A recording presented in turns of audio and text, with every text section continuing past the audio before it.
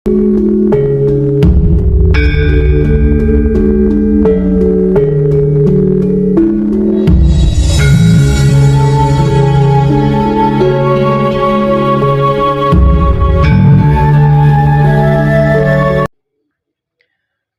kita malam ini tentang sedulur papat kalimo pancer. Lebih dalam lagi dari yang sudah saya informasikan.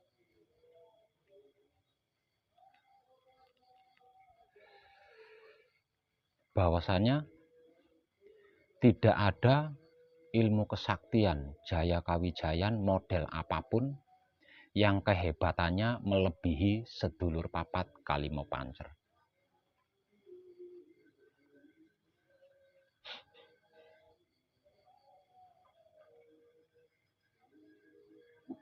Yang tidak lain dan tidak bukan adalah wahyu pancagaib yang sedang kita kaji bersama dan yang sedang kita praktekkan bersama-sama.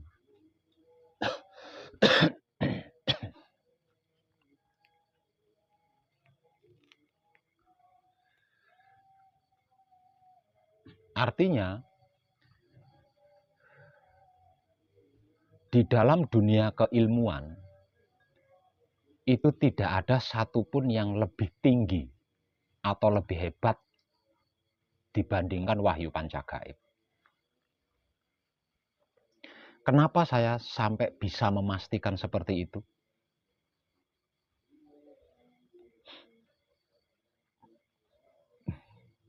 Dikarenakan kita bisa bergerak karena adanya wahyu pancagaib di dalam diri kita. Kita bisa bergerak dikarenakan adanya wahyu pancagaib di dalam diri kita. Kita bisa bekerja, bisa beribadah, bisa beragama dikarenakan adanya wahyu pancagaib di dalam diri kita. Kita bisa berdoa, kita bisa menyebut nama-nama Tuhan, itu dikarenakan adanya wahyu pancagaib di dalam diri kita. Kita bisa berilmu pun itu dikarenakan adanya wahyu pancagaib di dalam diri kita. Artinya, jika tidak ada wahyu pancagaib di dalam diri kita, kita adalah mayat. Tidak bisa apa-apa.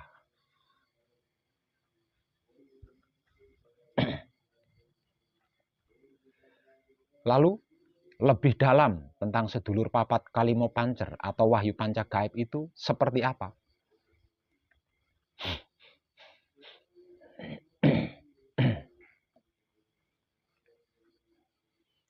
Secara simpel atau singkat, sedulur papat kalimo pancer atau wahyu pancagaib tak lain dan tak bukan adalah mutmainah, aluamah, hidup, amarah, dan supiah.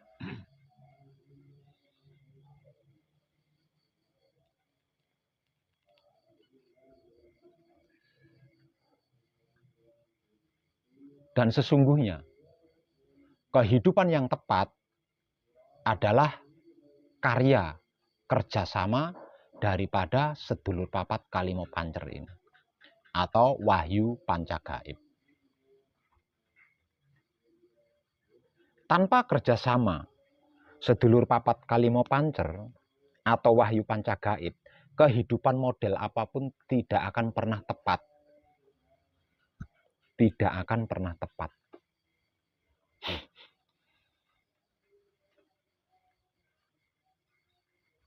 Sebab karena itu, sebelum mengenal wahyu pancagaib, kehidupan kita nyaris tidak pernah tertata. Jangankan ketika tidak tertata, di saat tertata saja, kita tidak bisa lepas atau terhindar dari yang namanya masalah.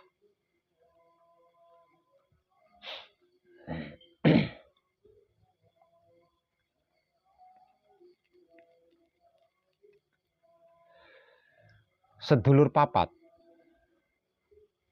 adalah kawulonya hidup. 4 anasir adalah pembantunya hidup. Empat anasir atau sedulur papat adalah alatnya hidup. Dengan ini berarti kita bisa menyimpulkan bahwasanya empat anasir atau sedulur papat itu harus bergerak,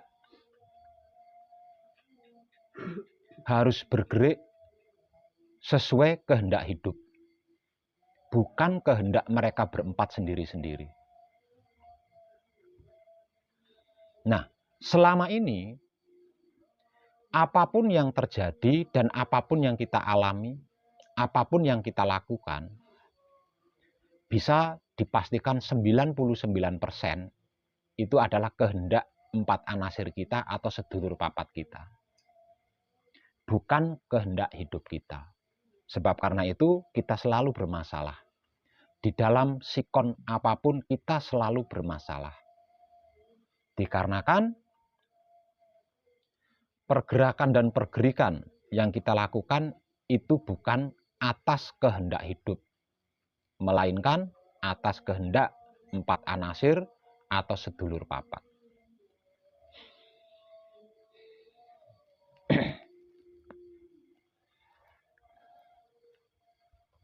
Lah, hal inilah yang membuat hidup kita itu tidak mengenal dirinya sendiri, tidak mengingat asal-usulnya sendiri. Semakin lama kita lakukan ini, maka bisa dikatakan semakin buta hidup kita. Semakin bodoh hidup kita. Padahal hidup kita adalah Ruh Maha Suci. Hidup kita adalah putronya Romo.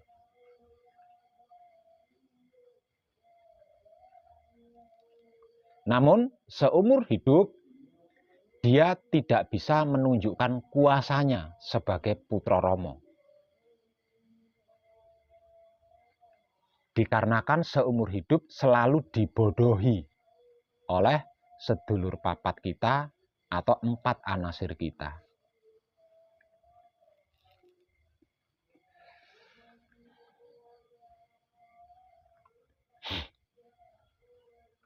Semisal contoh,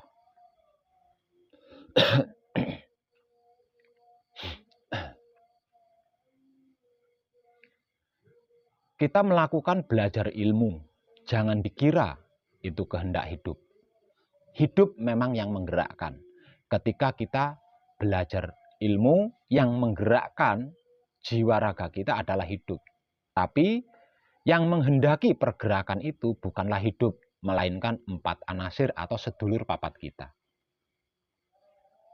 Semisal contoh lagi, di saat kita bekerja, apapun pergerakan tentang pekerjaan itu, hidup yang menggerakkan.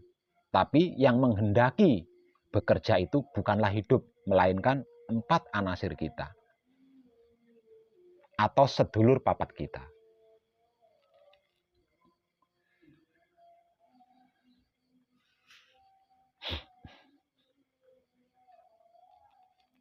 Lah dengan pembodohan-pembodohan inilah yang menjadikan putra semakin jauh dengan romonya. Yang menjadikan hidup semakin jauh dari Maha Hidup. Dan sampai kapanpun, tubuh kita tidak akan pernah bisa menguasai sedulur papat atau empat anasir kita. Sampai kapanpun itu. Kenapa? Tidak bisa. Karena tubuh kita adalah kulit wayang yang tidak bisa bergerak sendiri jika tidak dipergerakkan.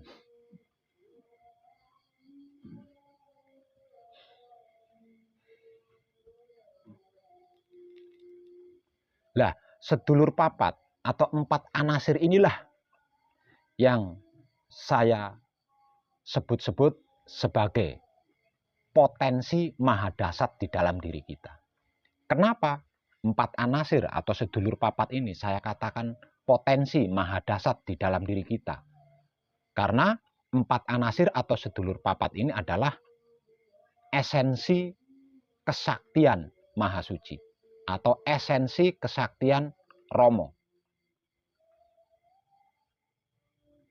Dari sini kita bisa menyimpulkan bahwasanya seluruh ilmu Romo itu ada di 4 anasir, kecuali satu, yaitu tentang tata cara menciptakan. Selain tentang tata cara menciptakan, seluruh ilmu Romo itu ada di 4 anasir ini. Sebab karena itu, saya katakan tidak ada ilmu apapun yang hebatnya melebihi dari sedulur papat kita. Karena sedulur papat kita adalah esensi kesaktian Tuhan.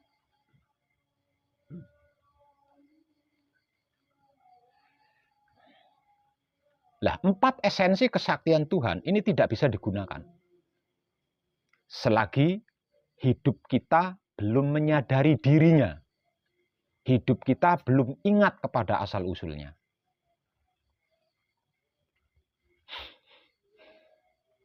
Nah, kalau hidup kita belum ingat dirinya sendiri, kalau hidup kita belum ingat kepada asal-usulnya, maka selama itu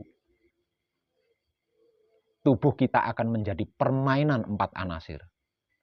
Karena tubuh tidak akan pernah bisa menguasai 4 anasir. Yang ada 4 anasir yang menguasai tubuh kita. Sebab itu tubuh kita sering mengalami capek, letih, sakit, bermasalah, dan lain sebagainya. Itu dikarenakan sedang dijadikan permainan oleh 4 anasir. 4 anasir tidak memiliki kesadaran. Karena itu dia tidak mengerti, tidak memahami bahwa apa yang dia lakukan itu sangat bersiko bagi wujud atau raga. Mereka berempat taunya apapun yang dia lakukan adalah demi atau untuk raga. Mereka tidak mengerti dan memahami bahwa apa yang mereka lakukan itu justru menyiksa raga. Dikarenakan 4 anasir tidak memiliki kesadaran. Kenapa 4 anasir tidak memiliki kesadaran? Karena dia alat. Karena dia alat. Mereka berempat adalah alat.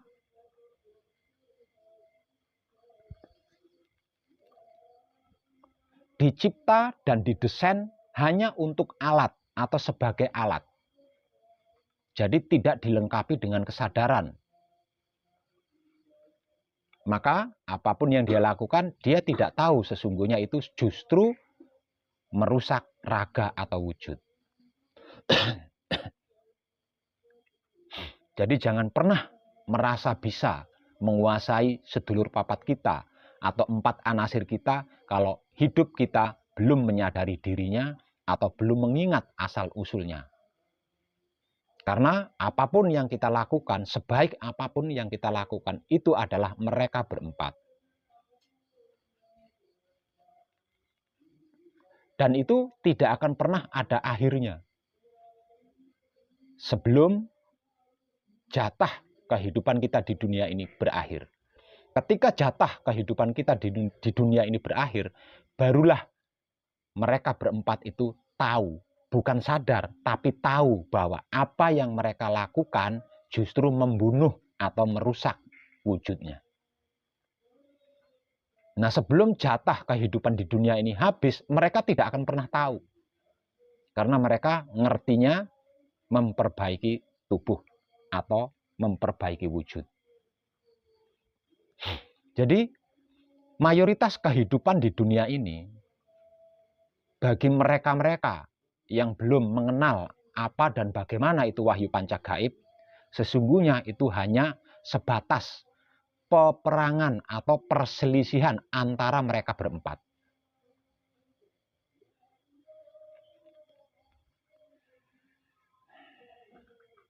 Salah satu dari mereka berempat bisa dikuasai dengan berbagai cara. Itu ada banyak cara-caranya, tapi hanya satu. Tidak keempat-empatnya. Semisal contoh, saya menguasai saudara mutmainah saya. Bisa. Namun, ketika saya berhasil menguasai saudara mutmainah saya, maka mutmainah saya ini akan selalu menuntun saya untuk mengalahkan saudara saya yang 3.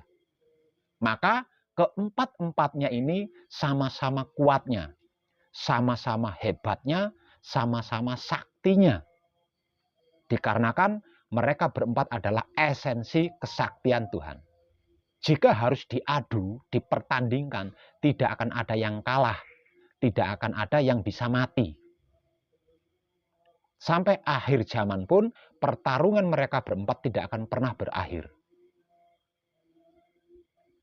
Lah, kalau harus disingkat, masalah-masalah yang kita hadapi adalah tentang hal itu. Dikarenakan salah satu dari 4 anasir atau sedulur papat kita paling menonjol. Di antara 4 anasir atau sedulur papat kita ada yang paling menonjol. Lah, yang paling menonjol inilah yang berusaha mengalahkan yang 3. Dan yang 3 tidak mau dikalahkan. Sehingganya terjadi sebuah pertempuran diri. Tersebut masalah-masalah kehidupan. Nah, inilah yang terjadi pada mayoritas manusia pada umumnya. Dan mereka tidak menyadari bahwa itu adalah akibat dari pertarungan sedulur papatnya sendiri atau 4 anasirnya sendiri.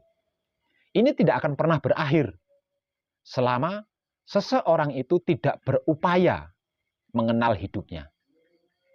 Itu tidak akan pernah berakhir selagi seseorang itu tidak berupaya untuk mengenal hidupnya. Dan ketika seseorang itu berupaya untuk mengenal hidupnya, maka dimulai pada saat itulah hidup itu sedikit demi sedikit akan mengenal dirinya sendiri dan mengingat asal-usulnya.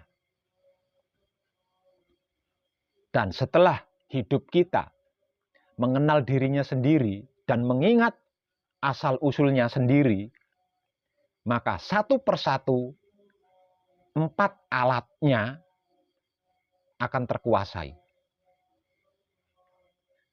Manakala 4 anasir atau sedulur papat ini berhasil dikuasai oleh hidup kita, karena memang itu adalah yang semestinya, maka siapapun dia tidak akan menghadapi masalah model apapun atau masalah jenis apapun. Penguasaan hidup tentang 4 alatnya, inilah yang disebut sebagai makhluk suci. Dan sesungguhnya penguasaan hidup atas 4 alatnya ini sudah terjadi semenjak kita lahir dari rahim sang ibu. Dan pembodohannya pun dimulai dari situ. Nah, di sini kita bisa mengambil ilmu pengetahuannya. Jadi, ketika kita memiliki anak yang masih bayi, berhati-hatilah. Sebab apapun yang kita lakukan sebagai ibu bapaknya akan diajarkan oleh hidup kepada 4 alatnya. Semakin banyak pelajaran-pelajaran yang diajarkan oleh hidup kepada 4 alatnya, semakin cepat 4 alat itu membodohi hidupnya. Mungkin panjenengan pernah melihat seorang bayi ngoceh sendiri, senyum sendiri, ada kalanya tanpa sebab nangis.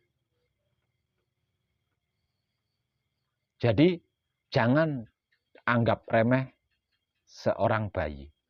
Karena seorang bayi masih murni dikuasai oleh hidupnya. belum terkontaminasi. Saya beri contoh. Semisal kita punya anak yang masih bayi. Ketika bayi ini sedang tidur, lalu kita sebagai bapak ibunya tumpak-tumpakan di pinggirnya bayi. Jangan dikira bayi itu tidak tahu. Raganya memang tidak tahu. Tapi hidupnya tahu. Nah, karena hidup si bayi ini mengetahui ajaran seperti itu, maka tentang tumpak-tumpakan ini akan diajarkan kepada 4 alatnya. Semisal contoh lagi, bayi sedang tidur atau tidak tidur, kita sebagai bapak ibunya bertengkar di samping bayi itu. Nah, menurut hidup si bayi itu, pertengkaran ini adalah ilmu. Maka pertengkaran dari kedua orang tua ini akan diajarkan oleh hidupnya sang bayi kepada 4 alatnya. Semakin banyak praktek-praktek kebaikan atau keburukan yang dilakukan kedua orang tua sang bayi di samping sang bayi, semakin cepat 4 alat ini menjadi cerdas. Dan dengan kecerdasan itu, hidup sang bayi itu akan balik dikuasai oleh 4 alatnya. Awal kejadiannya adalah seperti itu.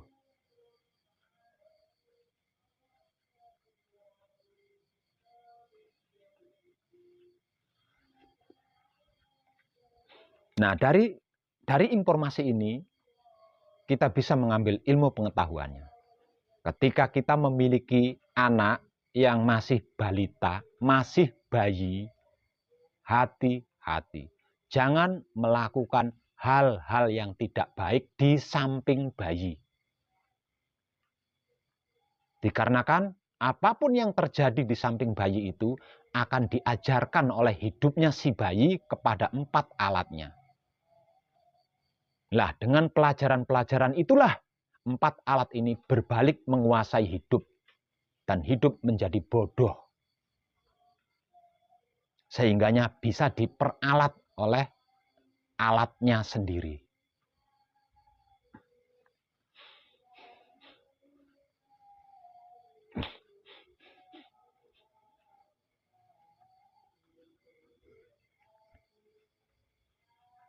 Lah, dewasa ini untuk menguasai 4 anasir atau sedulur papat tidaklah mudah.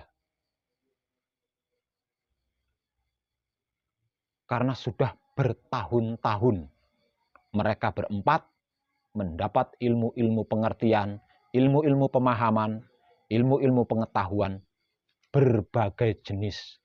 Dan yang paling banyak jumlahnya adalah keburukan-keburukan. Jadi mereka berempat hanya mengenal keburukan. Karena jumlah keburukannya lebih banyak dibanding jumlah kebaikannya. Sebab karena itu kita lebih sering melakukan lebih banyak keburukan-keburukan dibandingkan kebaikan-kebaikan. Karena mereka berempat lebih mengetahui tentang keburukan-keburukan dibandingkan kebaikan-kebaikan.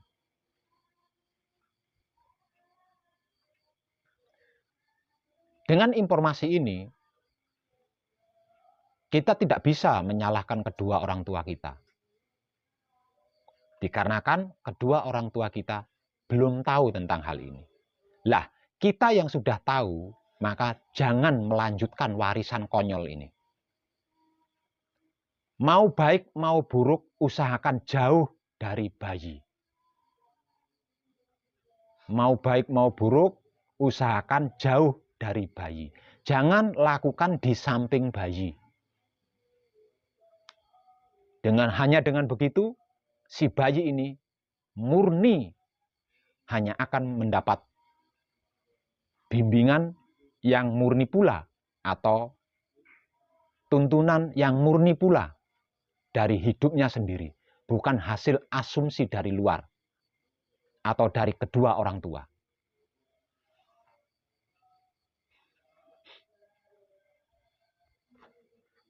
Andai saja suci yang kita bawa sejak lahir, maka sikon kita pun tidak akan berubah layaknya seorang bayi. Sehingganya ketika kita ingin makan, cukup hanya menggeliat sambil menangis layaknya bayi, makanan pun akan datang. Namun dikarenakan suci yang kita bawa sejak lahir ini ternoda, maka untuk kentut saja kita harus bayar.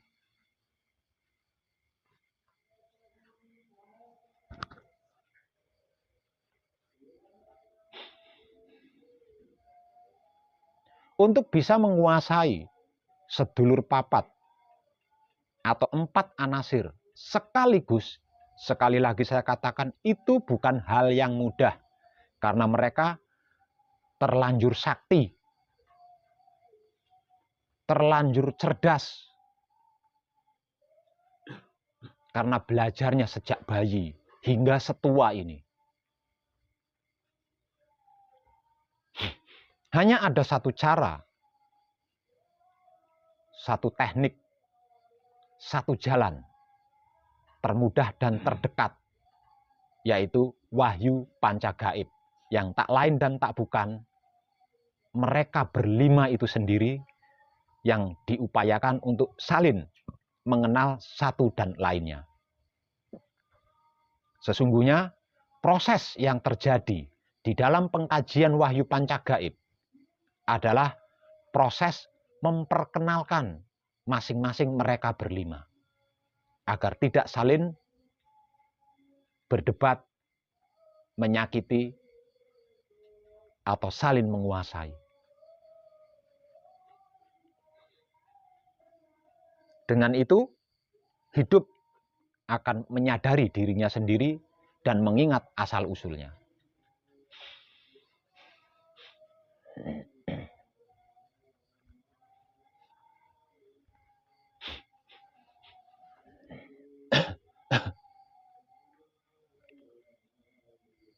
Jika tidak, maka penderitaan yang tidak pernah ada ujungnya, yang tidak pernah ada habisnya akan dialami